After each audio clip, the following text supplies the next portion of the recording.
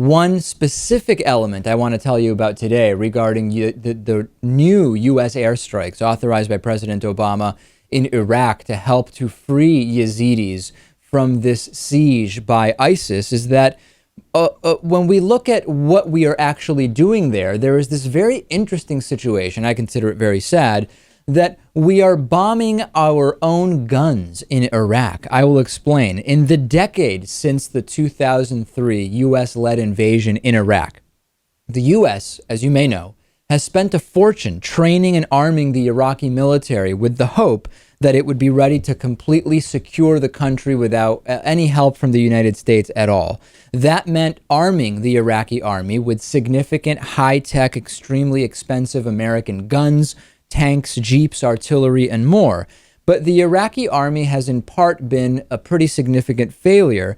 And when ISIS invaded northern Iraq from Syria 2 months ago, the Iraqi forces retreated or abandoned en masse. And a lot of them abandoned that American equipment, which of course now is being used by ISIS.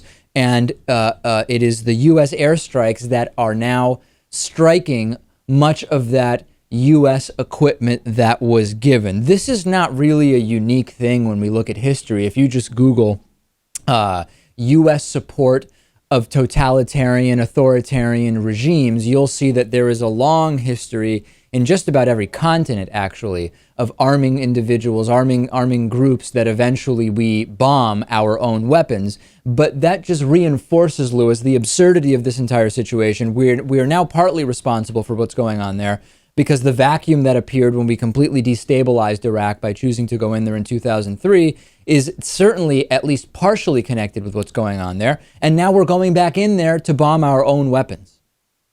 If you look back, just about every Middle East conflict that we're involved in involves us getting shot at with our own guns for one reason or another. And this goes back decades. We were handing guns out in hopes that the militants that we were giving them to would use them against the Russians and things like that. So it is completely absurd. And these guns have just incredible staying power. They're around forever once you put them somewhere.